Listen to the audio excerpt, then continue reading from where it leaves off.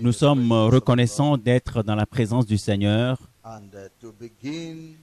et de commencer la conférence des ouvriers cette année à Cross River et à Kwaibo. Je prie que le Seigneur vous bénisse, qu'il vous ouvre les yeux et qu'il vous fortifie dans le Seigneur. Que le Seigneur nous accorde une victoire totale sur Satan.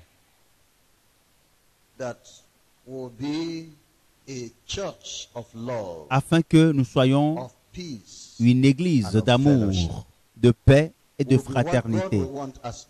Que nous soyons là où Dieu veut que nous soyons.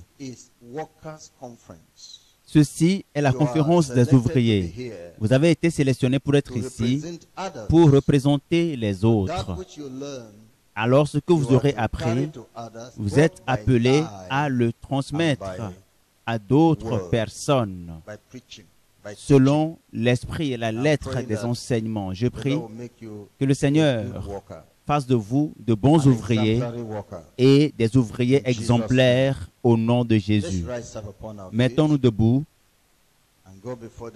et présentons-nous devant le Seigneur dans la prière. Demandez-lui de vous rendre service. Que tout le monde lui demande. Merci Père.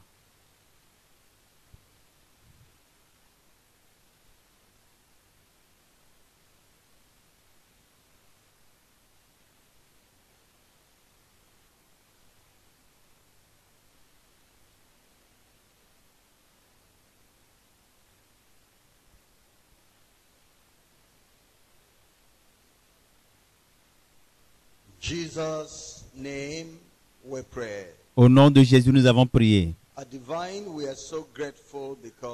Père divin, nous sommes reconnaissants parce que tu nous amènes, tu nous as enrôlés dans ton école de compréhension. Tu nous enseignes ta parole et tu nous ouvres les yeux pour savoir ce qui est nécessaire, indispensable à notre vie, ce qui nous amènera au ciel. Parle encore, divin, et nous t'écouterons. Aide tes enfants de te comprendre. Donne-nous de valoriser la parole que tu nous envoies et de la préserver. Au nom de Jésus, nous avons prié.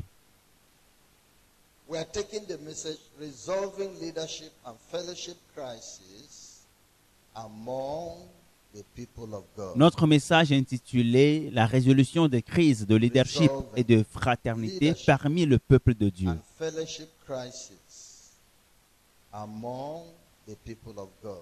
La résolution des crises de leadership et de fraternité parmi le peuple de Dieu. Nous lisons dans Jean chapitre 10, le verset 10. La Bible nous dit que le voleur ne vient que pour dérober, égorger et détruire. Moi, je suis venu afin que les brebis aient la vie et qu'elles soient dans l'abondance. Nous pouvons voir l'effet de cette parole. Le voleur est venu bien avant et Jésus-Christ a suivi le voleur pour restructurer les choses. Et après la restructuration des choses, le voleur est encore venu pour faire ses œuvres. C'est pour cela que Jésus-Christ devait encore le suivre, pour s'assurer que les enfants demeurent dans la vie qu'il leur a donnée. Le voleur, le diable, a pour objectif de tuer, de dérober et de détruire. Et en ce moment même, d'égorger les gens, physiquement et spirituellement. De voler, de dérober les vertus de piété de la vie des gens, de détruire les âmes humaines dans les temps de feu. Mais Jésus-Christ est venu après que le voleur est venu accomplir ses œuvres. Jésus est venu restaurer l'homme et accorder à l'homme la vie et la vie abondante. Grâce soit rendue au Seigneur. Nous avons reçu la vie du Seigneur Jésus. Nous sommes une église de Christ. Le corps des croyants qui jouissons du Seigneur Jésus, de la vie du Seigneur Jésus, la vie éternelle, la vie abondante, la vie pleine d'amour, la vie remplie d'amour, de paix, et une vie de fraternité en Christ. Mais après que Jésus ait accompli cette mission dans notre vie, le voleur est venu encore. Et en ce moment, il vient pour cibler le corps du Christ, pour continuer à faire le mal. Pour ceux-là qui manquent d'attention, pour les égorger,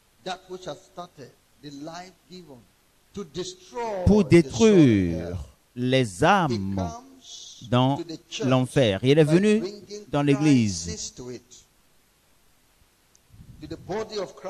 pour créer des crises dans le corps du Christ. Il est venu avec des crises afin que les gens soient dans la confusion, que les gens soient dans les désaccords, que les gens soient dans l'amertume. Alors, la sainteté disparaîtra.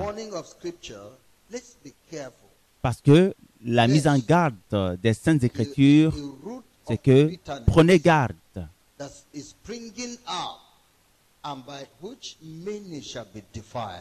Parce qu'il y a l'amertume qui est en train d'être répandue afin que beaucoup soient souillés. Parce que le diable vient avec de l'amertume, avec la ségrégation, avec la division dans le corps du Christ. Mais Dieu nous attire l'attention une fois encore. Il dit, c'est la paix que je vous ai amenée, la vie que je vous ai donnée, la justice que je vous ai donnée. C'est l'amour que je vous ai amené. Demeurez dans la paix. Demeurez dans la faveur abondante de Dieu, dans la grâce de Dieu, dans la miséricorde de Dieu. Demeurez ensemble en paix et en unité. Qu'il n'y ait aucun problème au milieu de vous. Le Seigneur Jésus vous exhorte dans 1 Corinthiens chapitre 1. 1 Corinthiens chapitre 1. Je lis le verset 10. Je vous exhorte, frères, par le nom de notre Seigneur Jésus-Christ, à tenir tous un même langage et à ne point avoir de division parmi vous, mais à être parfaitement unis dans un même esprit et dans un même sentiment. Car, mes frères, j'ai appris à votre sujet par les gens de Chloé qu'il y a des disputes au milieu de vous.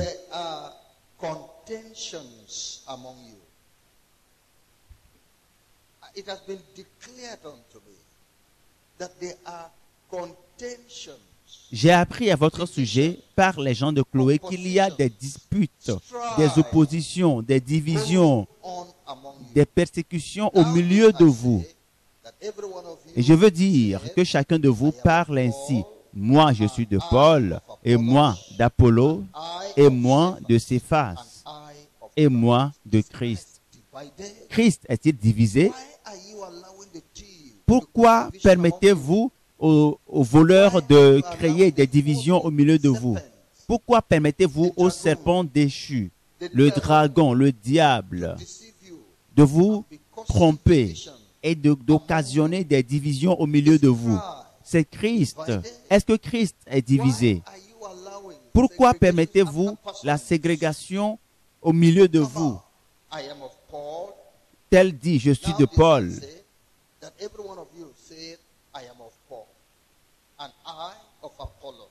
Je veux dire que chacun de vous parle ainsi. Moi, je suis de Paul, et moi d'Apollo, et moi de Céphas, et moi de Christ. Vous n'êtes plus ensemble parce que l'esprit d'unité n'est plus là. La division, la ségrégation parmi vous, l'esprit de Dieu n'aime pas une atmosphère pareille. Il n'aime pas cet environnement. Là où l'esprit œuvre et bénit, nous le voyons dans Psaume chapitre 133. Psaume chapitre 133, la Bible nous dit, la Bible nous parle de l'atmosphère propice à l'Esprit Saint, l'Esprit de Dieu, propice aux œuvres de l'Esprit de Dieu. Psaume 133, verset 1. Voici, oh, qu'il est agréable, qu'il est doux pour des frères de demeurer ensemble. C'est l'atmosphère propice à l'œuvre de l'Esprit de Dieu, l'unité. C'est là où la beauté de Christ est visible, l'unité. C'est comme l'huile précieuse qui, répandue sur la tête, descend sur la barbe d'Aaron, qui descend sur le bord de ses vêtements. C'est comme la rosée de l'Hermon, qui descend sur les montagnes de Sion, car c'est là que l'Éternel envoie la bénédiction, la vie pour l'éternité. C'est dans l'unité des frères, c'est dans la beauté de l'unité que nous voyons la bénédiction. Parce que le Seigneur nous a établis pour lui-même, l'Église pour lui-même, pour le mouvement de sainteté pour lui-même. Et il veut que nous soyons dans l'unité, nous travaillons dans l'amour, nous soyons en accord afin que les gens puissent reconnaître ce que le Seigneur fait au milieu de nous.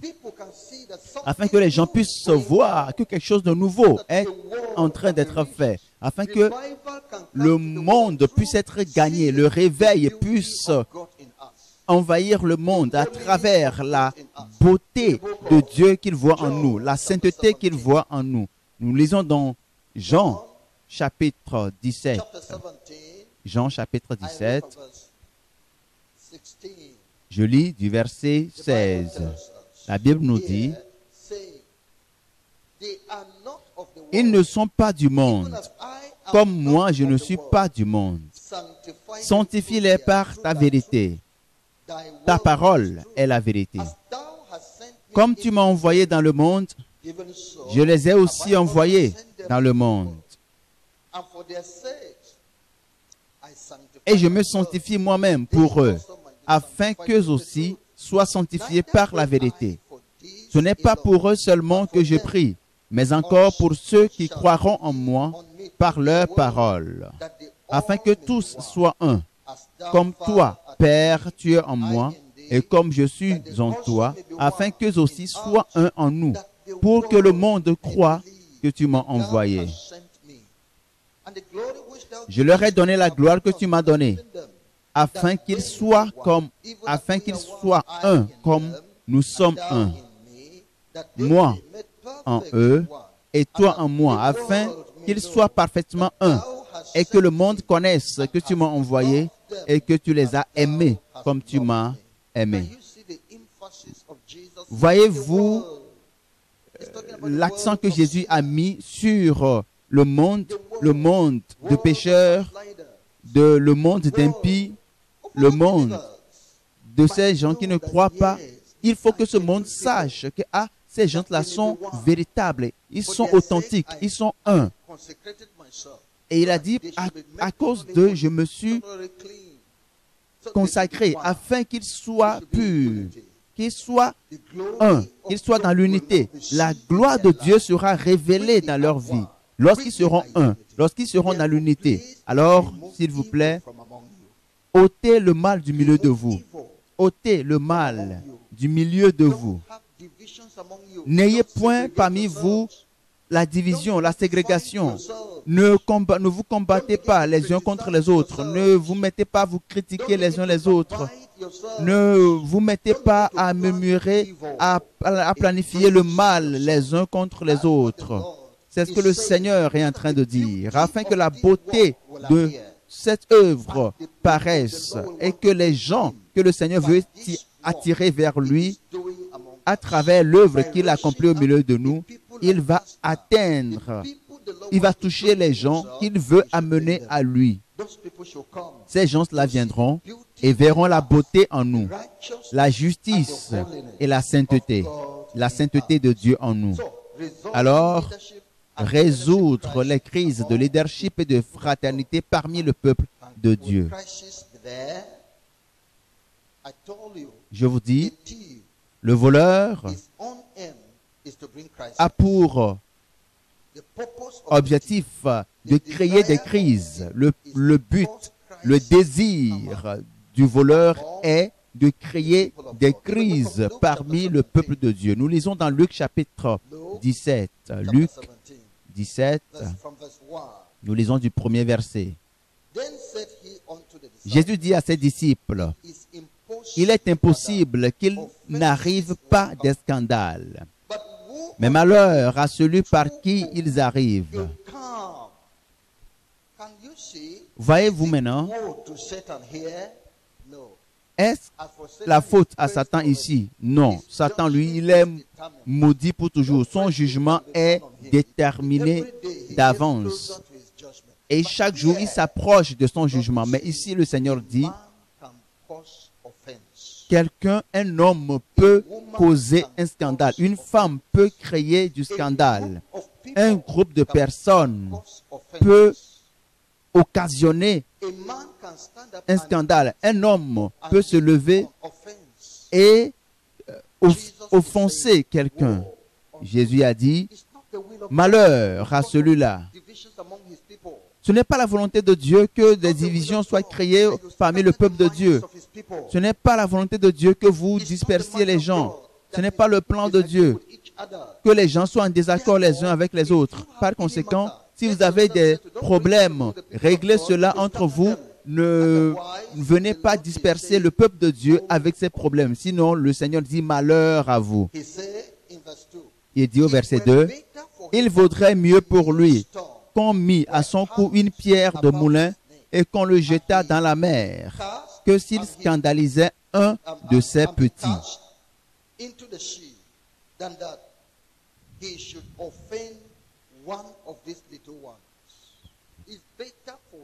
C'est mieux pour lui qu'il soit jeté dans la mer que s'il scandalisait l'un de ses petits. Et certains d'entre vous, vous étiez ferme dans la foi et il a causé votre rétrogradation. S'il vous plaît, bien-aimés, ne créez pas des divisions, des offenses parmi le peuple de Dieu. Ne le créez pas. Le Seigneur a dit, le jugement est terrible, est très lourd.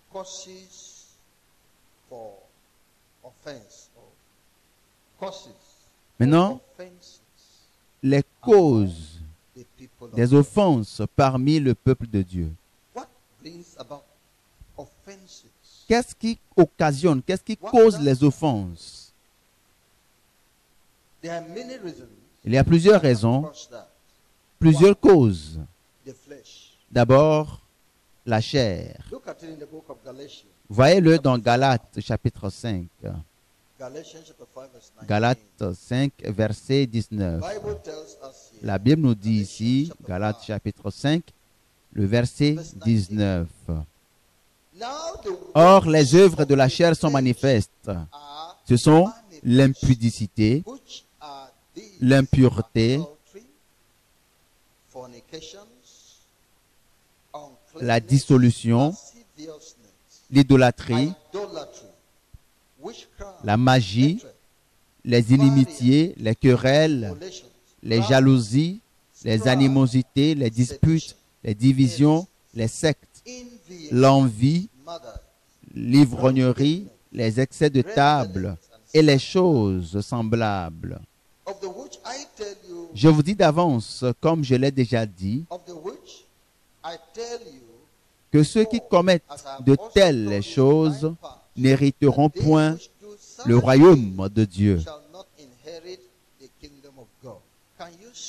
Pouvez-vous voir la division, les divisions, les querelles works of the flesh, font partie des œuvres de la chair. not submitted to God.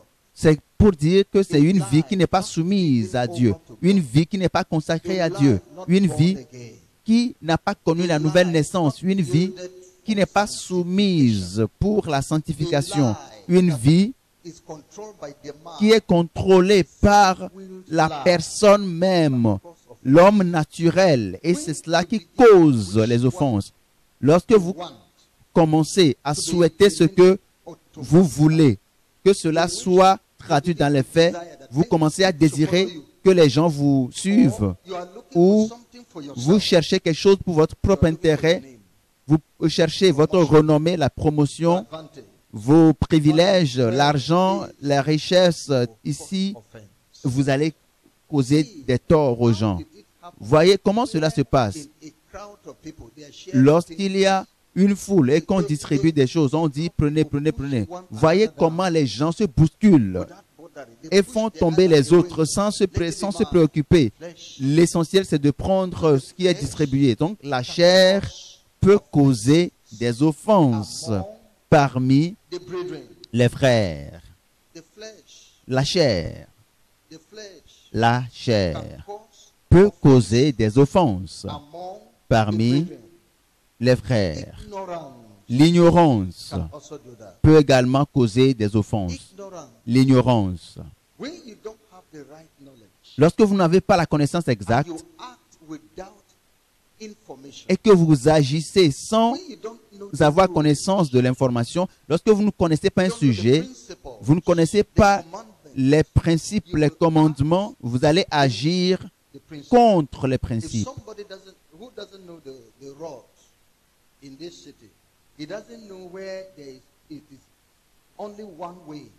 No vehicle should Celui come qui ne from connaît pas la voie qui mène à cette ville, celui qui ne connaît pas cette voie, il va prendre n'importe quelle voie qui va la mener whether it is à une destination. He's not aware of it. Parce qu'il n'a aucune connaissance de la voie exacte. So when you are ignorant, Donc lorsque vous êtes ignorant ignorance of des principes, vous ignorez la vérité, vous ignorez les moyens ou la your voie, brethren are following the road. vous pouvez causer du tort. Vos frères suivent la voie, mais tant que vous ne connaissez rien au sujet de la voie, vous allez transgresser. Parce que vous êtes ignorant Transgress. et vous transgressez Problem. et vous causez du tort, vous créez des problèmes parmi le peuple de Dieu. L'ignorance peut causer cela. Again, Encore, envy. l'envie. Envy of one another. L'envie les uns contre les autres parmi le peuple de Dieu. Envy of somebody's L'envie, wealth. lorsqu'on envie les dons de quelqu'un, Envy of somebody's wealth, lorsqu'on envie les richesses, les biens matériels, les possessions de quelqu'un, le statut de quelqu'un, performance. les Envy of compétences, somebody's les performances de life quelqu'un, la vie de can quelqu'un. cause crisis. Cela peut occasionner, causer des crises. Vous allez commencer à planifier des choses contre la personne, à critiquer la personne. Vous commencerez à planifier des choses afin que les gens disent de mauvaises choses de la personne. Et l'honneur, vous allez estimer que l'honneur qu'on donne à cette personne n'est pas un honneur qu'il mérite. Voyons-le dans Chapter 27, verse 18. Matthieu chapitre 27, le verset 18. I read verse 18. The Bible says, for he knew that for La Bible envy déclare, car ils savaient que c'était par envie qu'ils avaient livré Jésus. Pilate knew Pilate savait the Jews, que les Juifs, the Pharisees, les pharisiens, the chief priests, les docteurs de la loi, les prêtres, the elders among the Jews, les anciens parmi les Juifs ont livré Jésus rien que par envie. so if you're envying someone, Alors, si vous enviez la position de quelqu'un, peut-être le leadership dans l'Église, vous enviez cela, mais cela aurait pu être moi, alors vous allez commencer à planifier le mal contre cette personne. Et si vous ne vous contrôlez pas, accept him. vous n'allez jamais accepter la personne. You will not accept him. Vous n'allez pas l'accepter. You will not make room for him. Vous n'allez pas Because l'accueillir. you envy the parce que vous enviez la grâce qui repose sur cette personne, vous allez tout faire pour frustrer la personne.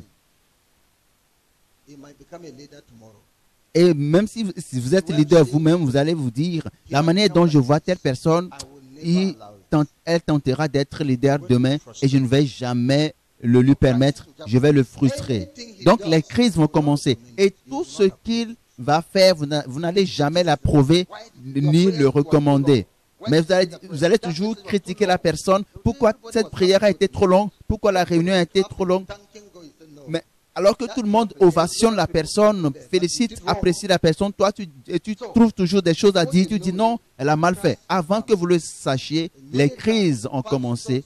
Et à plusieurs reprises, des pasteurs assistants dans l'église où ces choses existent, le pasteur a des problèmes avec ses assistants, les crises s'enchaînent et l'église se divise. Il y a des gens qui sont pour le pasteur, d'autres qui sont pour la femme du pasteur, d'autres qui sont pour le pasteur assistant et autres. Donc l'envie peut causer cela. La recherche de l'intérêt personnel, lorsque vous cherchez vos propres intérêts, cela peut causer des problèmes. Lorsque vous prenez des conseils venant des pécheurs, Psaume chapitre 1, le verset 1. Heureux l'homme qui ne marche pas selon le conseil des méchants, qui ne s'arrête pas sur la voie des pécheurs et qui ne s'assied pas en compagnie des moqueurs. Les conseils venant des pécheurs, l'association avec, la collaboration avec les pécheurs, planifier des choses ensemble avec des pécheurs peut causer des crises. Cela peut être toi et un frère de ta famille. Vous êtes d'un même père et d'une même mère et un ami viendra et va conseiller ton grand frère contre toi. Mais est-ce que tu vois ton petit frère? Mais il en prend trop pour lui-même. Il agit comme s'il est le chef de la famille. Et ce conseil est déjà suffisant pour amener ton grand frère à dire, ah d'accord, je l'ai ignoré. Ah, donc je vais traiter avec lui. Un conseil reçu d'un pécheur et les problèmes ont commencé. Alors, pour quelqu'un d'autre, ton épouse te dit qu'elle va aller à l'école et on t'a dit que si tu la laisses aller à l'école, à son retour, n'espère pas qu'elle va encore te saluer et être humble, se soumettre à toi. Non, cela n'aura plus jamais lieu. Elle dit, ah, grâce soit rendue au Seigneur parce que tu es venu me dire ceci et j'étais prêt à l'autoriser à aller à l'école. Je ne vais jamais le lui permettre. Et voici, cela peut causer des problèmes dans la famille. Et cela peut également arriver dans l'église. Lorsqu'on écoute un conseil venu d'un méchant, quelqu'un qui dit quelque chose juste pour pouvoir dire, comme dans ce mouvement de la sainteté, beaucoup de nos coordinateurs, il y a des gens qui viennent à leur dire, nous ne savons pas l'avenir de ce mouvement demain. Le mieux, c'est que toi, tu tires ton épingle du jeu. Tout ce qui va arriver demain, en tout cas, toi, tu es déjà à l'abri. Si tu accordes toute ton attention à tout ceci, demain, tu auras à couler des larmes. Ah bon? Et puis il va dire, ah, et cela va, il va pointer tel coordinateur. Est-ce que tu sais ce qu'il m'a dit? Tel autre, tu sais ce qu'il m'a dit? Et par conséquent, le coordinateur va commencer à confondre les choses. Ou bien est responsable de chapitre. Et son désir de travailler pour le Seigneur, cela aura été atteint, affecté. Et ce désir de travailler pour le Seigneur en intégrité sera affecté. Et ces gens qui donnent de mauvais conseils, c'est des gens qui se présentent comme des amis. Et vous allez leur accorder votre confiance. Peut-être que c'est votre épouse, une épouse qui parle à son mari et qui lui dit, mais tu fais tout ceci. Tu sais que le mouvement de la sainteté, la manière dont j'observe ta vie, je ne sais pas si tu vas passer long feu avec ce mouvement. Parce que ta manière de diriger cette maison, ton christianisme ne sera pas long. Le mieux, c'est de faire ce qu'il faut faire pour toi-même. Saisis ton opportunité et fais pour toi-même. Et puis le mari a dit, ah d'accord. Parce que la femme va insister chaque jour. Le mari va dire, ah d'accord, je sais ce qu'il faut faire. Donc par conséquent, les crises vont commencer. Et il va commencer à faire autre chose. Et on commencera à le voir faire de mauvaises choses. Et ton œuvre ne sera plus pure parmi le peuple de Dieu. Tu ne travailleras plus donc pour Dieu. Tu es en train de travailler pour toi-même. Tu ne travailles plus pour Dieu. Ah, d'accord. Le mouvement mondial de la sainteté va commencer un chapitre dans cette commune. Et toi aussi, tu planifies aller commencer ton église dans la même localité. Un coordinateur particulier a dit que Dieu lui a dit que partout où le mouvement mondial de la sainteté ira, son église va également suivre. Est-ce que c'est le Dieu des cieux? Donc c'est clair, c'est le diable.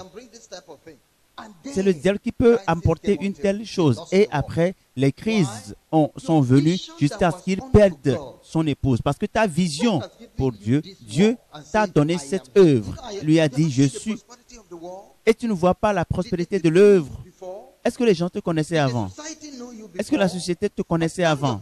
Mais maintenant, tu es devenu une personne connue. Et tu es l'une des personnes recommandées dans la société. Voyez tout ce que le Seigneur t'a donné. Et tu te dis dans ton esprit, ah d'accord, je dois avoir pour moi-même. Maintenant que tu estimes que tu veux faire pour toi-même, alors les crises sont venues. Voici encore une autre cause des crises, les mauvais conseils. Nous avons également l'âge. Lorsque quelqu'un est jeune, il est actif, il est puissant, il peut courir. Et du moment où il grandit, il perd sa puissance. Il ne sera plus actif comme avant. Par conséquent, il peut commencer à faire des compromis. Mais ce n'est pas encore le standard. C'est une question d'âge. Tu as été dans ce mouvement. Vois le zèle que tu avais au début, il y a de cela 3 ans. Tu étais capable de gagner le monde entier pour Jésus. Tu voulais faire tout pour Jésus. Ah, merci pour le mouvement mondial de la sainteté. Mais au fur et à mesure que tu grandis, tu vieillis, tu ne vois plus les choses de cette même manière. Tu ne vois plus les choses de cette manière. C'est comme si tu te comportes comme celui qui a la retraite et tu es en train de planifier ta retraite. Tu te dis, je dois planifier ma retraite. Alors, au fur et à mesure que tu vieillis, que tu grandis, les crises viendront. Les crises viennent également à partir de 40 ans. C'est des maladies de l'âge qui surgissent. L'hypertension, le diabète, tel autre. C'est des maladies qui sont liées à l'âge. Et certaines crises viennent lorsque une église, un mouvement, un corps, au début, tout le monde s'investit. Mais du moment où cela prend de l'âge, les gens commencent à se retirer. Parce que les gens veulent prendre leur retraite, se reposer. Alors, des crises vont surgir, des murmures vont commencer. La recherche de l'intérêt personnel, je ne veux plus faire pour les autres, je veux faire pour moi-même. J'ai été ici pendant plusieurs années, je n'ai rien gagné, on ne m'a jamais confié de chapitre. Donc, des crises vont commencer. Voici les différentes causes des crises. Et une autre cause, c'est Satan, je vous l'ai dit. Satan peut causer des crises. Voyons dans 1 Chronique chapitre 21. 1 Chronique 21. Le verset 1. Satan se leva contre Israël et il excita David à faire le dénombrement d'Israël contre la volonté de Dieu, contre la pensée de Dieu. Satan se leva avec la tentation pour causer une crise parmi le peuple, pour causer une crise de différentes manières. Il saura ce qu'il faut faire pour créer la division. Il saura ce qu'il faut introduire entre toi et ton frère, entre toi et ton collègue pasteur, les membres, pour causer une crise. C'est son œuvre. Il sait comment le faire. Satan sait qu'avec le mouvement mondial de la sainteté, nous prospérons avec les révélations. Il va vouloir prendre la révélation et utiliser cette même révélation que nous avons reçue par faveur et qui a béni beaucoup de personnes. Il va revenir à la même révélation, mais cette fois-ci, pour faire disperser les gens. Il va l'utiliser. À moins que vous soyez sage, vous ne pouvez pas vous dérober à lui. À moins que vous ayez la grâce de Dieu, vous ne saurez jamais. Mais il continuera. Maintenant, vous ne le voyez pas. Si il continue, vous verrez les crises demain. Gloire au Seigneur, nous ne nous donnons pas complètement aux révélations. Nous savons que la révélation est là, mais la doctrine est là. Nous avons deux mains, la main droite et la main gauche. L'une pour la doctrine, la deuxième pour la révélation. Il faut qu'il y ait un équilibre. Nous avons deux pieds, l'un pour la doctrine, l'autre pour la révélation. Deux yeux, l'un pour la doctrine, l'autre pour la révélation. Donc, Dieu a mis ces deux pièces afin qu'il y ait un équilibre. Nous n'allons pas obtenir l'équilibre rien qu'avec la doctrine ou rien qu'avec la révélation. Il faut que nous utilisions les deux pour avoir l'équilibre. Parce que le diable, il est si sophistiqué qu'il va utiliser cela pour pouvoir disperser les gens. Il va dire, je suis l'Éternel, je suis Dieu. Un frère était au camp. Il s'est retrouvé au camp, au QG, en songe. Et dans son songe, il a vu qu'un groupe a lâché et que les ténèbres ont envahi la rencontre. Donc, on attendait que la lumière vienne et l'attente a été longue. Alors, une voix retentit et lui a dit, sors de cet endroit. Sors de cet endroit. J'ai quitté cet endroit. Ma gloire a quitté cet endroit. C'est pour cela que je suis en train d'enlever mes gens. Rapidement, cours avant que cela ne s'écroule. Et ce frère, c'est un frère qui a obtenu une révélation authentique que Dieu a donné. Pas une fois, pas deux fois, plusieurs fois. Mais le Satan l'a utilisé. Et si ton cœur n'est pas dans la doctrine et que tu sois en mesure d'aller dans la doctrine pour piquer, pour tirer et pour pouvoir évaluer, pour pouvoir jauger toute voix et toute révélation, tu seras perdu et le diable va t'enlever. Et il s'est réveillé, il a dit, mais que veux-tu dire? Le Seigneur a quitté le mouvement mondial du réveil de la sainteté. Est-ce que nous encourageons le péché? Est-ce que nous quittons la voie de Dieu? Ne sommes-nous plus avec la parole de Dieu? Dieu n'est-il plus avec la justice et la sainteté? C'est le diable qui parlait. Et il a dit, retire-toi de moi. C'est le diable. Et s'il a pu parler à travers Pierre à Jésus, il peut parler à travers tout le monde. Et si tu n'as pas la puissance, tu seras enlevé. Alors, les crises. Le diable est la source des crises. Comment devons-nous résoudre les crises? Lorsque les crises viennent, comment résolvons-nous les crises? Nous allons passer par les Écritures pour voir la manière de résoudre les crises dans la Bible. Premier point, entre Abraham et Lot. Nous lisons dans Genèse chapitre 13, le verset 7, du verset 7 à 11. Genèse chapitre 13, verset 7 à 11. La Bible dit,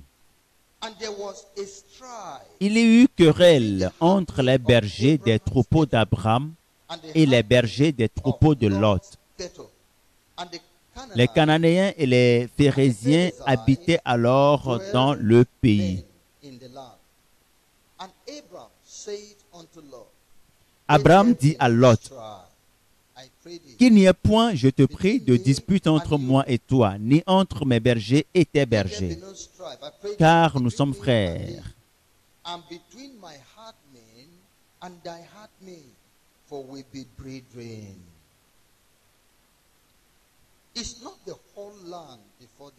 Tout le pays n'est-il pas devant toi? Sépare-toi donc de moi. Si tu vas à gauche, j'irai à droite. Si tu vas à droite, j'irai à gauche.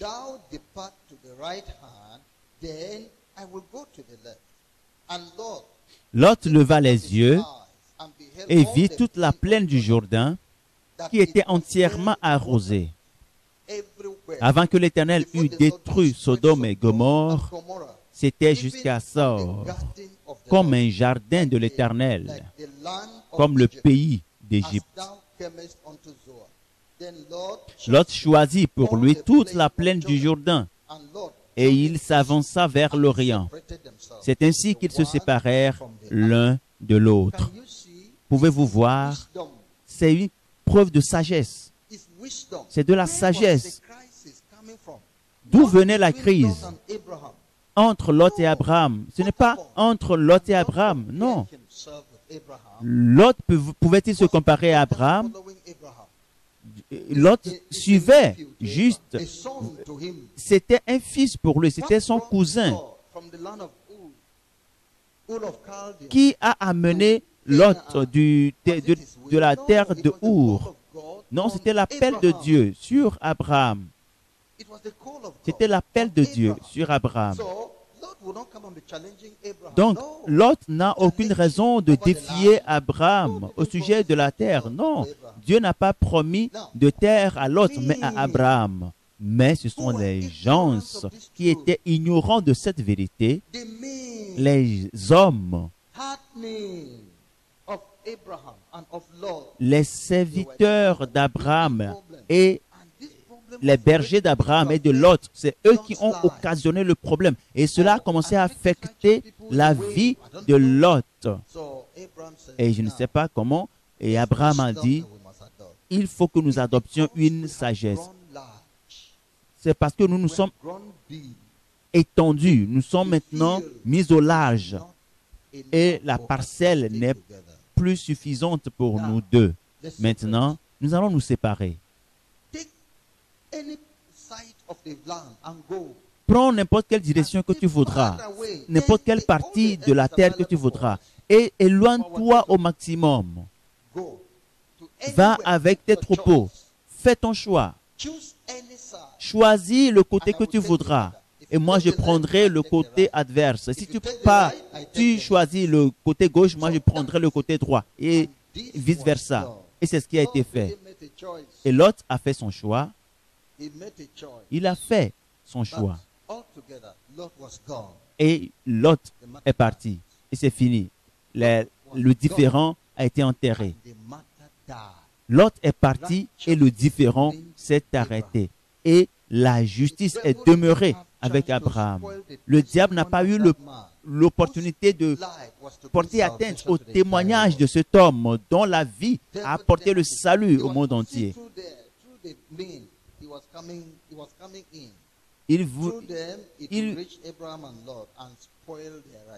Il voulait passer par Lot et Abraham pour détruire la relation avec Abraham avec Dieu.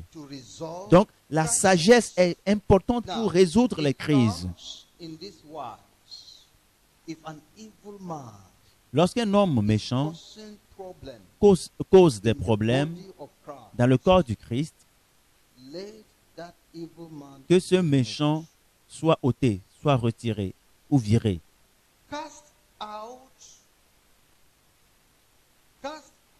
Chasser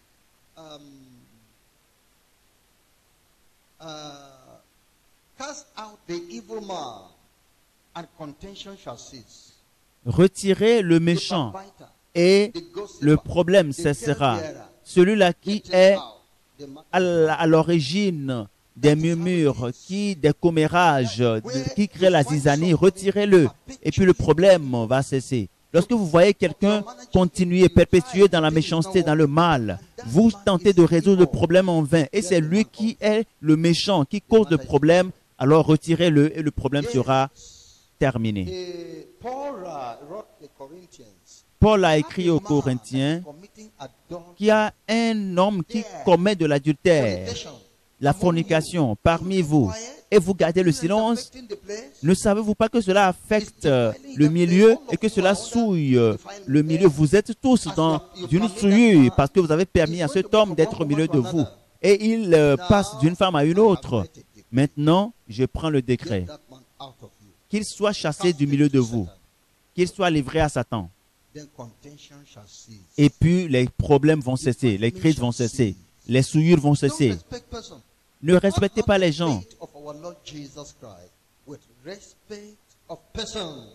Ne perdons pas la foi en Christ Jésus sous prétexte que nous respectons les gens.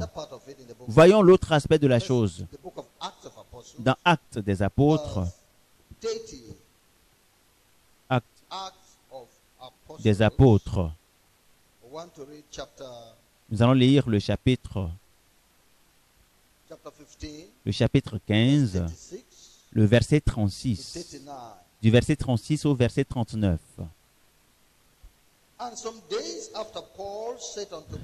Quelques jours s'écoulèrent après lesquels Paul dit à Barnabas, « Retournons visiter les frères dans toutes les villes où nous avons annoncé la parole du Seigneur pour voir en quel état ils sont. » Barnabas voulait amener aussi Jean, surnommé Marc.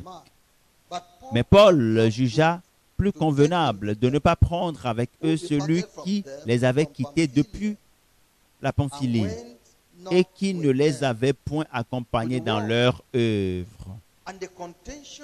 Ce dissentiment fut assez vif pour être cause qu'ils se séparèrent l'un de l'autre. Et Barnabas, prenant Marc avec lui, s'embarqua pour l'île de Chypre. Paul fit choix de Silas et partit, recommandé par les frères à la grâce du Seigneur.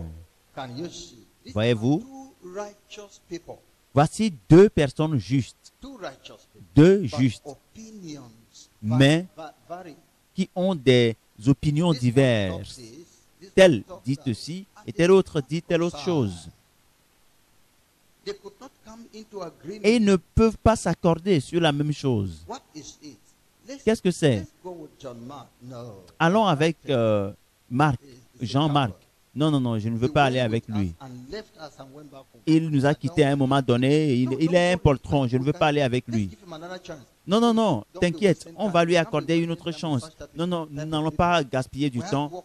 Nous avons du travail à faire. Nous n'allons pas vouloir que les gens nous découragent alors que nous avons besoin de lui. Nous avons besoin d'eux. Ils ne seront pas là. Non, t'inquiète. Je vais le prendre sous mes ailes.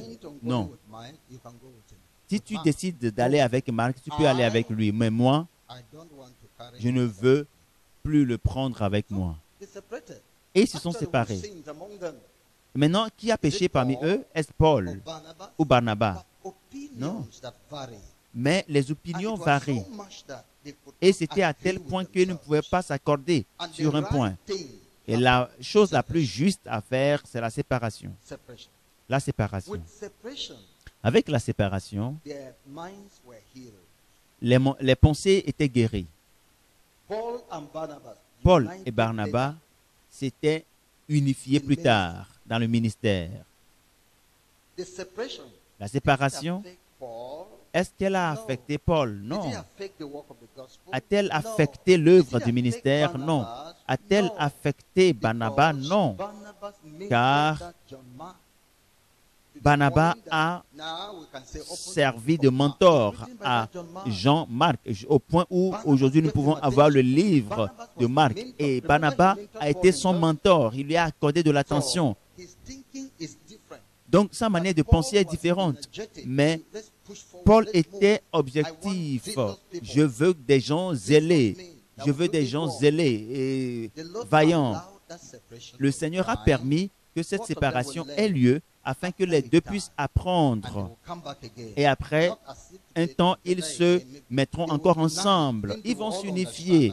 Quand ils vont comprendre plus tard qu'ils sont tous en train de travailler pour la même cause. Donc c'est ce qui s'est passé. Lorsque les choses se compliquent de cette manière, la séparation est la seule solution au problème, comme nous le voyons dans les Écritures. Ici, c'est sur l'instruction divine. Le Seigneur l'a permis et cela n'a causé de tort à personne. Abraham a localisé Lot plus tard et a prié pour lui et a intercédé pour lui. Abraham n'avait pas d'amertume dans son cœur contre Lot, non. La séparation a plutôt préservé la paix et la justice a continué son chemin. La résolution des crises. Maintenant, Saül et David. Nous voyons le cas de Saül et David dans 1 Samuel, chapitre 27, le verset 1. Saül et David, 1 Samuel 27. Je lis le verset 1. La Bible dit, David dit en lui-même, je périrai un jour par la main de Saül. Il n'y a rien de mieux pour moi que de me réfugier au pays des Philistins, afin que Saül renonce à me chercher encore dans tout le territoire d'Israël. Ainsi, j'échapperai à sa main.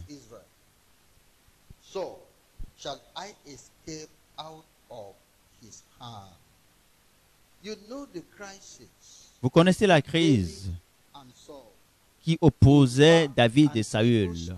En fait, un mauvais esprit a pris contrôle de Saül. Un mauvais esprit a pris contrôle du roi Saül contre David.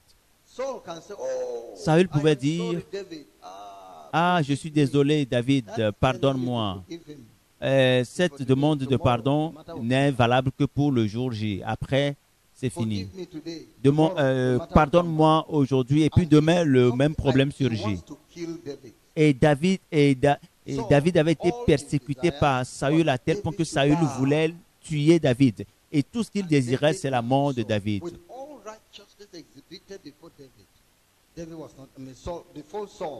Et devant Saül, David quelle que soit la justice dont David a fait preuve, Saül n'a pas validé cela. Mais est-ce que j'ai fait quelque chose contre toi? David a dit, mais vois le pan de ta robe que j'ai coupé. J'aurais pu te faire du mal, mais pourquoi qui est-ce qui te trompe que moi je cherche à t'ôter la vie?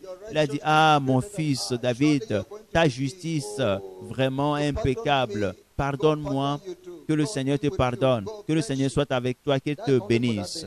C'est juste pour le jour où il prononçait ces paroles. Le jour suivant, le même problème a surgi. C'est un esprit, c'est une cause spirituelle, c'est un problème spirituel. Et David a constaté maintenant que la meilleure des choses à faire est de prendre l'exil et de fuir, quitter le territoire d'Israël. La seule solution, c'est de partir, de quitter le territoire d'Israël. Quand il apprendra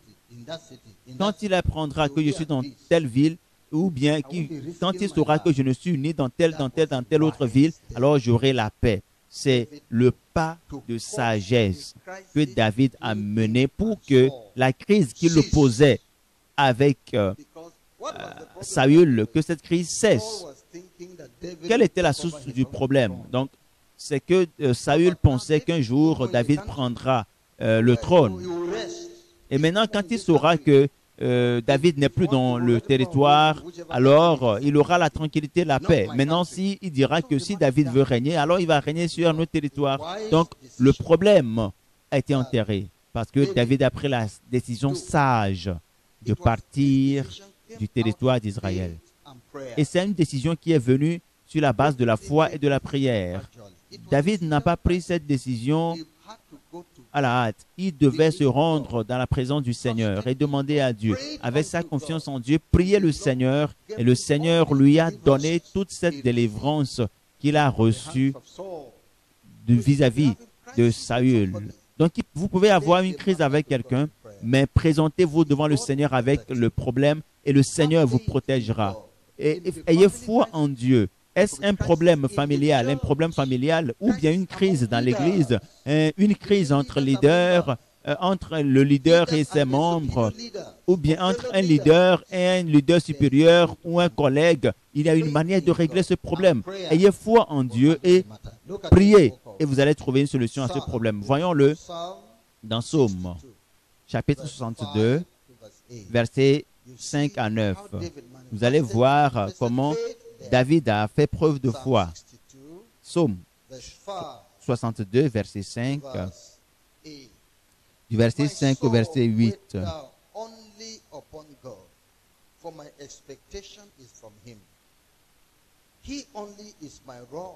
Oui, mon âme, confie-toi en Dieu, car de lui vient mon espérance. Oui, c'est lui qui est mon rocher et mon salut, ma haute retraite. Je ne chancellerai pas. Sur Dieu repose mon salut et ma gloire, le rocher de ma force, mon refuge est en Dieu. En tout temps, peuple, confiez-vous en lui. Répandez vos cœurs en sa présence. Dieu est notre refuge. Vous avez des crises? Alors, allez devant Dieu. Vous dites que quelqu'un ne vous aime pas, quelqu'un planifie le mal contre vous, même dans le leadership. Il y a quelqu'un qui ne s'accorde jamais avec toi. Alors présentez votre cas au Seigneur et mettez votre confiance en Dieu. Est-ce qu'il planifie des choses contre Dieu, contre vous? Ayez confiance en Dieu.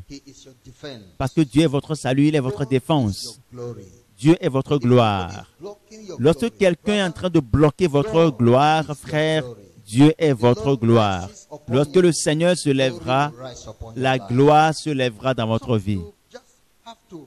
Donc, il vous faut juste mettre votre confiance en Dieu. Votre confiance en Dieu. Et c'est ce que David a fait. Et toute sa confiance était dans le Seigneur. La promesse que Dieu lui a faite, qu'il deviendra roi, seul Dieu était capable d'accomplir cette promesse. Seul Dieu pouvait accomplir cette promesse. Ce n'est pas par les œuvres de David. Donc, confie le sujet au Seigneur. Qu'en est-il du mal que les autres planifient contre toi? Voyez comment David l'a fait et comment il l'a formulé dans Psaume chapitre 18, verset 16. Nous lisons du verset 16. Psaume chapitre 18. La Bible dit, nous lisons du verset 16. Il étendit sa main d'en haut. Il me saisit. Il me retira des grandes eaux, des crises, des problèmes, des crises qui me posaient avec tel frère, tel leader, telle famille, le pasteur. Le Seigneur a étendu sa main et m'a délivré. Je ne sais pas ce que j'ai fait, mais Dieu va te sauver. Il a dit, il me délivra de mon adversaire puissant, de mes ennemis qui étaient plus forts que moi. Ceux qui me haïssaient étaient plus forts que moi. C'était des ennemis puissants qui me haïssaient. Ils étaient trop puissants. Ce qui veut dire que tu n'as aucun pouvoir dans ce sujet.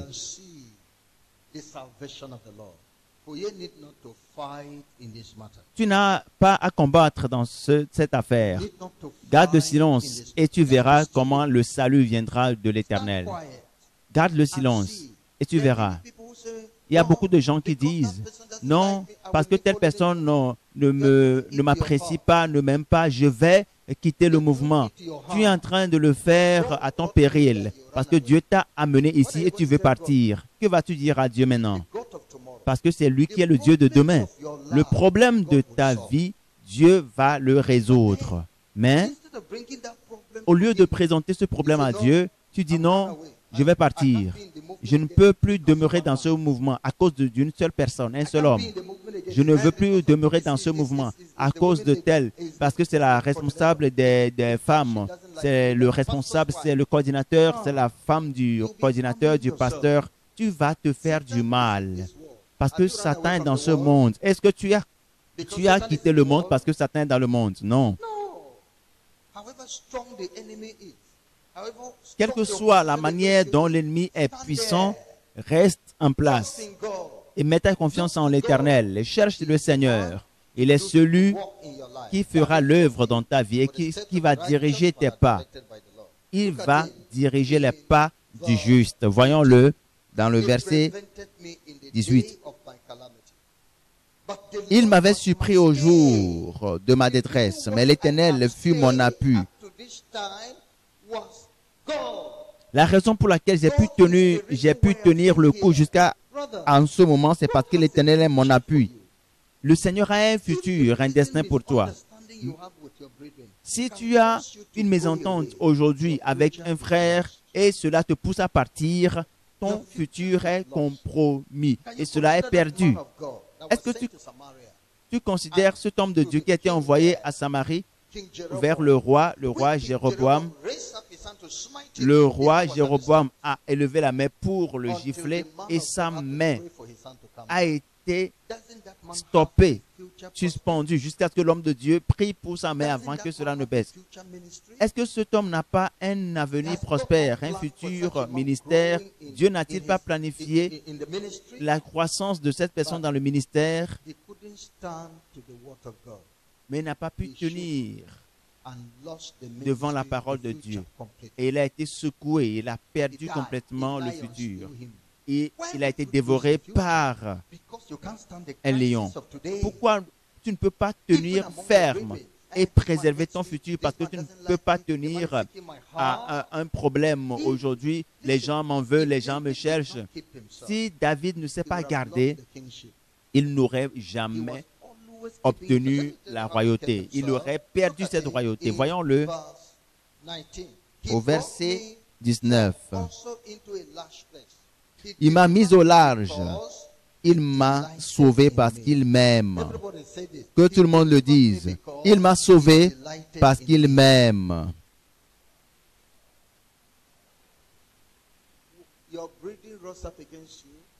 Tes frères s'érigent contre toi. Le Seigneur t'a sauvé. Il a un futur pour toi et il te délivrera. Le leader est contre toi, mon frère.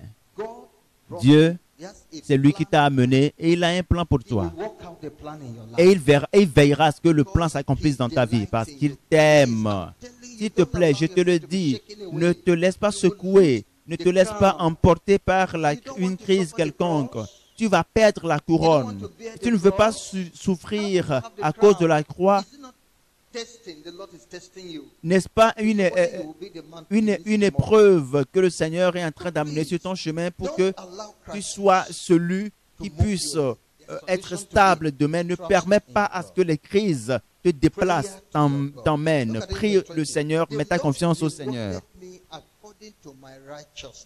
Voyez le verset 30. L'Éternel m'a traité selon ma droiture. Il m'a rendu selon la pureté de mes mains. Car j'ai observé les voies de l'Éternel et je n'ai point été coupable envers mon Dieu.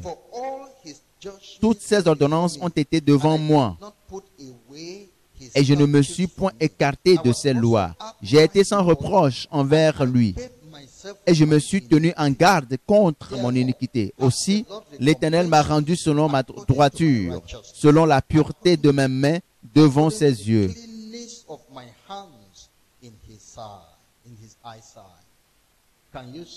Voyez-vous ce que vous devez faire en temps de crise? n'allez pas, join them in their criticism. ne vous joignez pas à ceux qui s'opposent, à ceux qui critiquent. Ne prenez pas vengeance, ne tirez pas vengeance. Soyez juste, demeurez juste.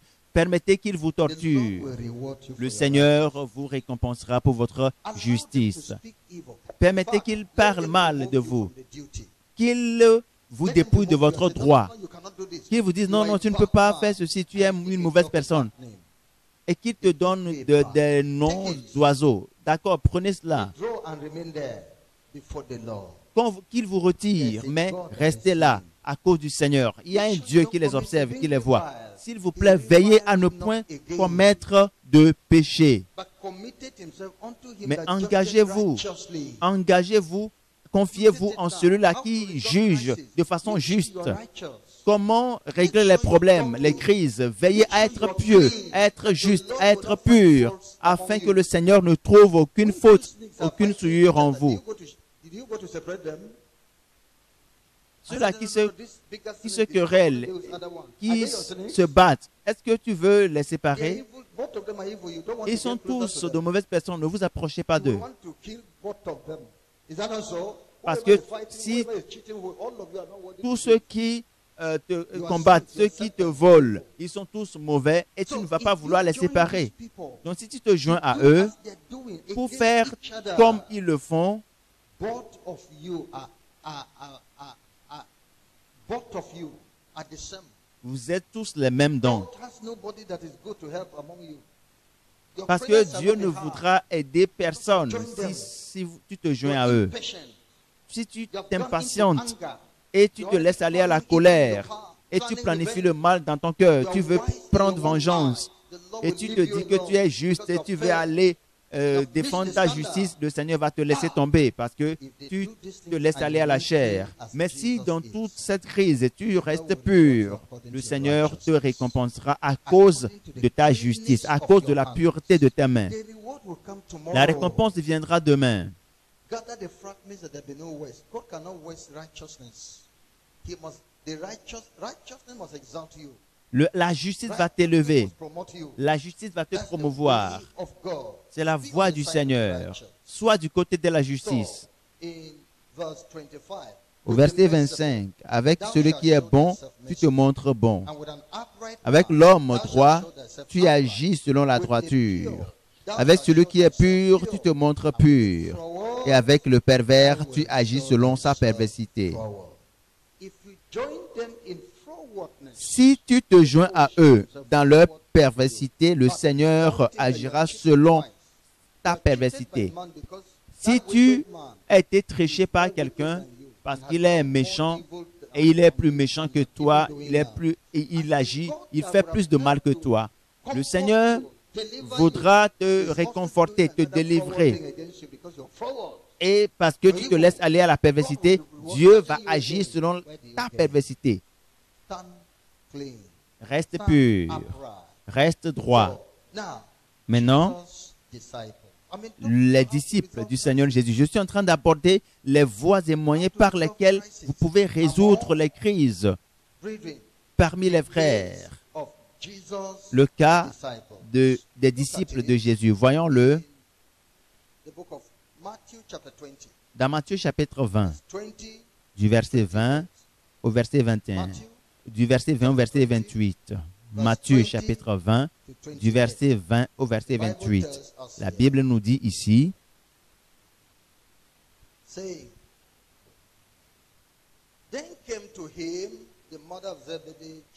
alors la mère des fils de Zébédée s'approcha de Jésus avec ses fils et se prosternant pour lui faire une demande. Il lui dit, « Que veux-tu? Ordonne, lui dit-elle, que mes deux fils que voici soient assis dans ton royaume, l'un à ta droite et l'autre à ta gauche. » Jésus répondit, « Vous ne savez ce que vous demandez. Pouvez-vous boire la coupe que je dois boire? » Nous le pouvons, dirent-ils. Et il leur répondit, « Il est vrai que vous boirez ma coupe, mais pour ce qui est d'être assis à ma droite et à ma gauche, cela ne dépend pas de moi et ne sera donné qu'à ceux à qui mon Père l'a réservé.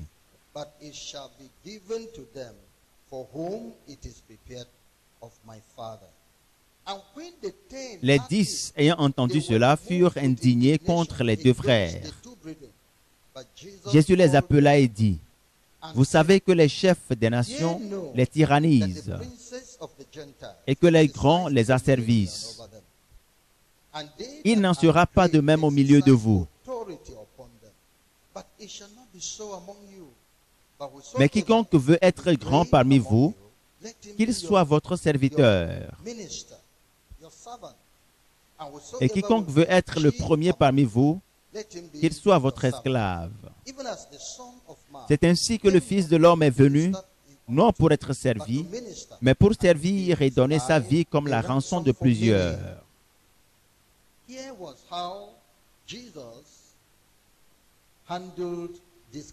C'est la manière dont Jésus-Christ a géré ce problème. C'est la manière dont Jésus a résolu ce problème. Il y avait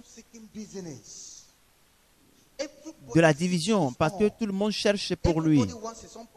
Tout le monde veut sa promotion.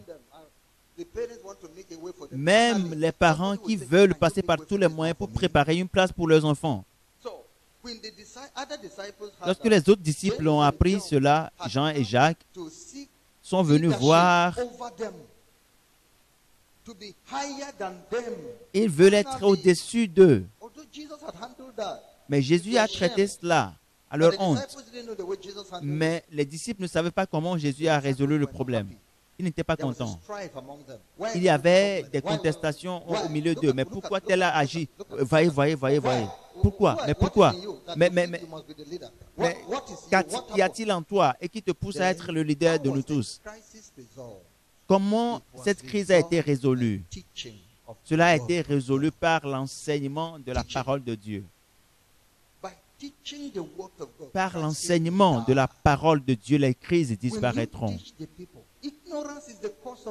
L'ignorance est la cause des crises. Jésus leur a dit, le moindre d'entre vous, celui-là qui est le serviteur parmi vous, c'est lui qui a plus de valeur dans le royaume. Toutes ces luttes, mais je dois être celui qui doit faire ceci. Ce n'est pas une question, ce n'est pas les prédications qui donnent l'honneur à Dieu. Parce que beaucoup prêchent. Judas Iscariote était l'un des prédicateurs. Mais est-ce que le fait qu'il prêchait, cela l'a aidé? Est-ce que cela l'a amené au ciel?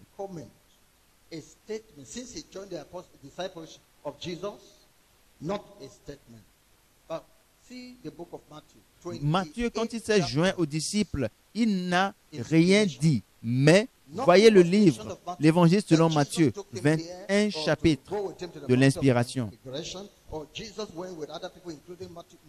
Dieu, Jésus-Christ se déplaçait avec les autres, mais vous n'allez jamais entendre que Jésus s'est déplacé, il est allé à la montagne de configuration avec Matthieu. Non. Mais qu'est-ce qui t'arrive? Tu veux que les gens te connaissent, tu veux que les gens t'apprécient.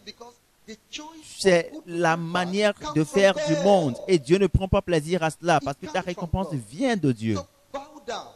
Alors incline-toi, humilie-toi. Jésus a enseigné cela à ses disciples. Je crois que Dieu va résoudre les crises au milieu de nous. Du moment où nous enseignerons la parole, lorsque nous accorderons de l'attention à la parole de Dieu, lorsque nous écoutons la parole de Dieu, les crises mourront. Celui qui est à l'origine des crises sera vaincu parce que le feu sera éteint. Il va allumer le feu, mais cela ne va pas brûler parce que la parole de Dieu nous a scellés. Bien-aimés, accordons de l'attention à la parole de Dieu. La meilleure manière de triompher des crises est la parole de Dieu. Pour résoudre les crises dans le corps du Christ ou dans votre église, c'est la parole.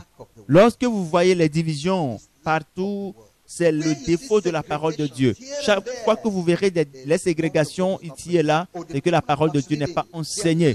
Ou les gens rétrogradent, ils laissent tomber la sainteté et se laissent aller à la chair, c'est parce que la parole n'est pas prêchée. Lorsque la parole intervient, la justice s'impose, la compréhension est là et les crises disparaissent. Je prie que les crises disparaissent, que les crises meurent au milieu de nous au nom de Jésus. Alors, voyez comment la crise a été résolue avec une action dans Actes des Apôtres, chapitre 6, du 1er au 7e verset. Actes des Apôtres, le chapitre 6, du verset 1 au verset 7. En ce temps-là, le nombre des disciples augmentant, les hellénistes murmuraient contre les Hébreux parce que leurs veuves étaient négligées dans la distribution qui se faisait chaque jour. Les 12 convoquèrent la multitude des disciples et dirent, « Il n'est pas convenable que nous laissions la parole de Dieu pour servir aux tables. C'est pourquoi, frères, choisissez parmi vous 7 hommes de qui l'on rende un bon témoignage, qui soient pleins d'Esprit Saint et de sagesse et que nous chargerons de cet emploi. Et nous continuerons à nous appliquer à la prière et au ministère de la parole. » Cette proposition plut à toute l'assemblée. Ils élurent Étienne, homme plein de foi et d'Esprit Saint, Philippe, Procore, Nicanor, Timon, Parménas et Nicolas, prosélytes d'Antioche.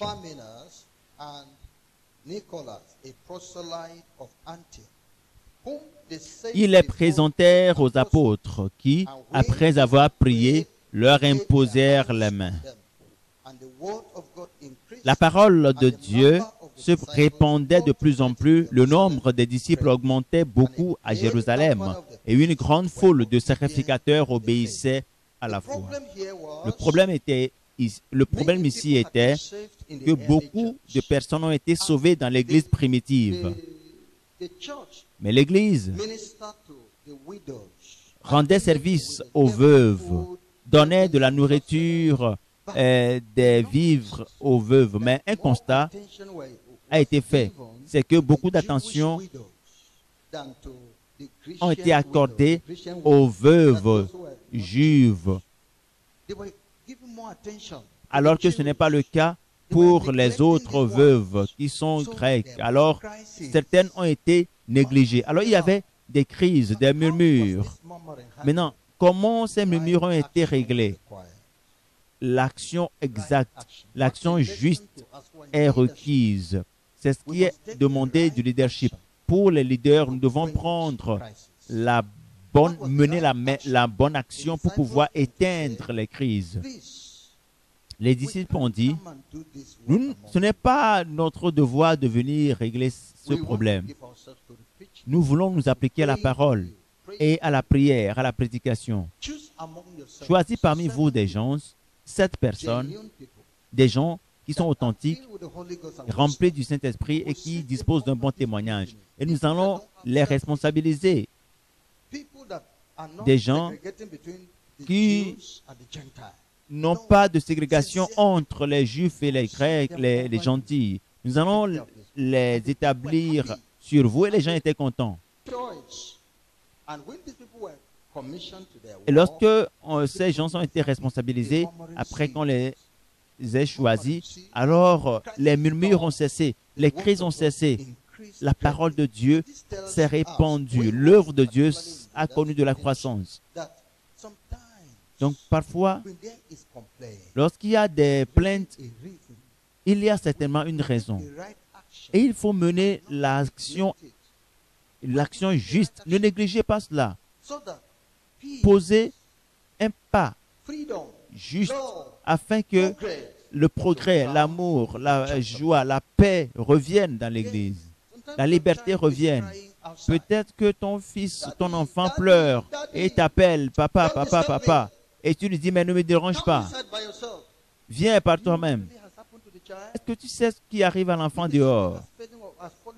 Peut-être que quelque chose est tombé sur l'enfant et il ne peut pas soulever ce fardeau. Et tu es là assis et tu négliges les pleurs et les cris de ton enfant. Non.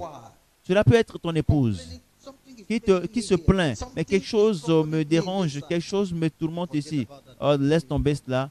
Nous avons des choses sérieuses à faire. Et tu négliges ce qu'elle te dit jusqu'à ce qu'un jour tu réalises à ton retour qu'on l'a transporté d'urgence à l'hôpital. Et c'est là que tes yeux s'ouvrent. Donc s'il y a un bruit, lorsque tu écoutes des gens se plaindre, accorde de l'attention à cela. Peut-être qu'il y a quelque chose qui ne va pas là-bas. Prends l'action requise et elle requise et le problème sera résolu. Loué soit le Seigneur. Maintenant, encore une autre crise. Sur un sujet doctrinal. Dans Actes des Apôtres, chapitre 15, du premier verset au verset 6. Actes chapitre 15, verset 1. Quelques hommes venus de la Judée enseignaient les frères en disant, si vous n'êtes circoncis selon le rite de Moïse, vous ne pouvez être sauvés. Paul et Barnabas eurent avec eux un débat et une vive discussion, et les frères décidèrent que Paul et Barnabas et quelques-uns de leurs monteraient à Jérusalem vers les apôtres et les anciens pour traiter cette question. Après avoir été accompagnés par l'Église, ils poursuivirent leur route à travers la Phénicie et la Samarie, racontant la conversion des païens, et ils causèrent une grande joie à tous les frères. Arrivés à Jérusalem, ils furent reçus par l'Église, les apôtres et les anciens, et ils racontèrent tout ce que Dieu avait fait avec eux. Alors quelques-uns du parti des pharisiens qui avaient cru se levèrent en disant qu'il fallait circoncire les païens et exiger l'observation de la loi de Moïse. Les apôtres et les anciens se réunirent pour examiner cette affaire. Pouvez-vous voir, voyez-vous maintenant comment cette crise a été résolue? C'est très important. C'est très important. À Akwa Ibom, un jeune homme est venu et prophétisait, déclarait que l'Esprit du Seigneur parlait à travers lui, donnant des révélations, lui donnant des révélations. Et beaucoup de choses ont été écrites. Tout ce qu'il disait a été écrit. Et en fait, c'était bien que ces choses m'aient été envoyées pour voir. Et puis, Dieu est un Dieu sage. Dieu manipule Satan. Dieu manipule les situations. Envoyé afin que je vois cela et j'examine si cela vient de Dieu ou pas. Lorsque vous avez des sujets comme ceci, des questions de doctrine, vous n'avez pas une idée claire là-dessus, attirez l'attention de la hiérarchie afin que cela ne cause pas des querelles au milieu de vous. Est-ce qu'il faut utiliser les femmes pour se nouer la tête? Comment doivent-elles le faire? Je voudrais que vous sachiez que celui à qui beaucoup a été donné, on demandera beaucoup. Maintenant, changez la phrase dans un autre sens. Celui de qui beaucoup est attendu, beaucoup est donné. C'est exact. Le Seigneur a donné la grâce, mais la grâce n'est pas la même. Nos grâces varient. L'éducation, nous dirons, nous sommes des lettrés. Mais lorsque nous voyons que les niveaux d'éducation varient, parce que telle personne a tel niveau, telle autre personne est partie plus loin, il a étudié jusqu'à aller plus loin, il a obtenu tel diplôme supérieur, c'est ainsi. C'est la même chose dans le christianisme. Donc, apprenez à vous soumettre à l'autorité.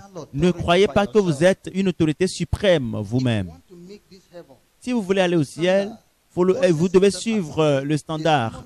Moïse a dit, vous allez juger sur les affaires de moindre importance, mais les affaires de grande importance, attirez mon attention là-dessus.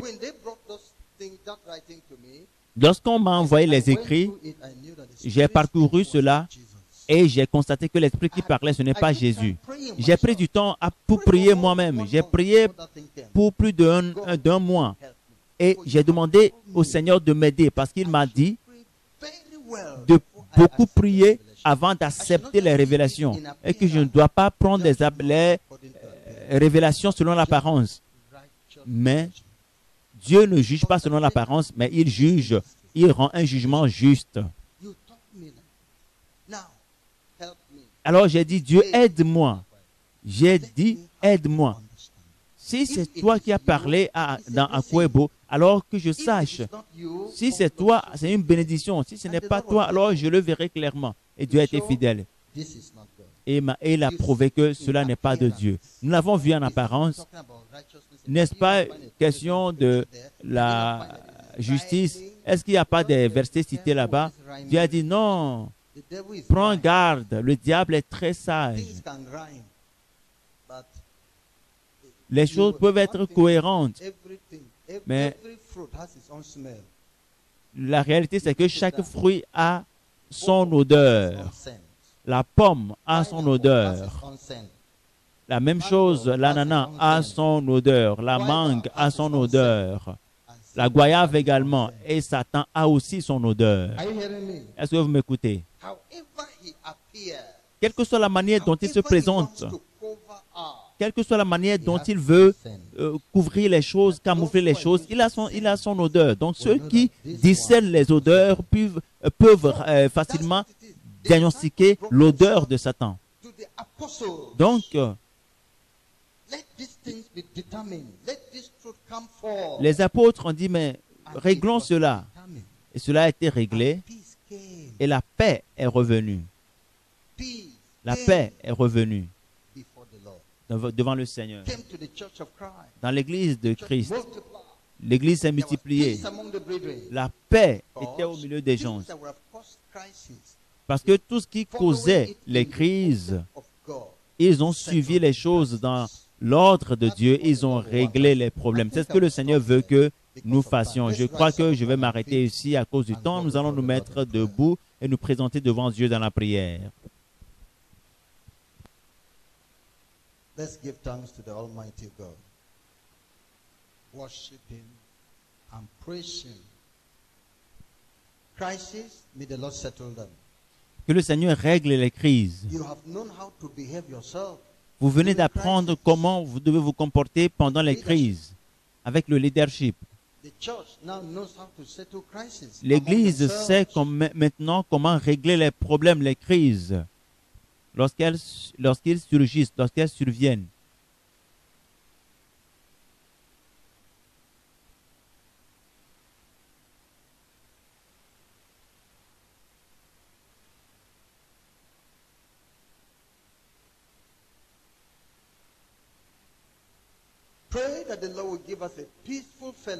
Prie et demande au Seigneur de nous donner une fraternité paisible, juste, pieuse.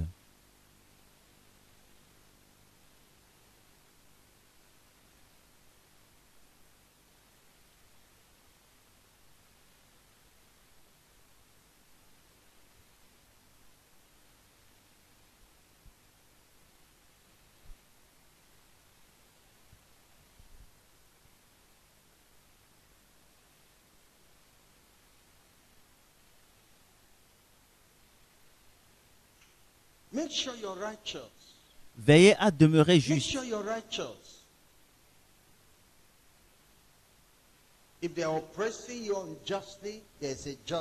Si vous êtes opprimé injustement, il y a un juge dans les cieux. Il vous délivrera. Alors présentez votre cas au Seigneur.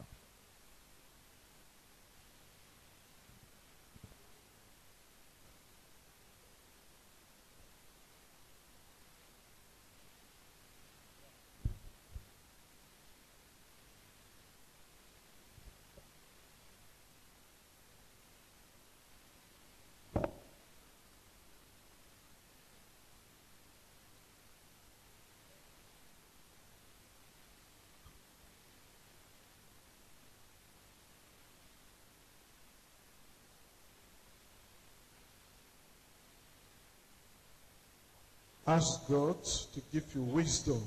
Demande à Dieu de te donner la sagesse pour régler les crises. Production of Holiness Revival Movement worldwide.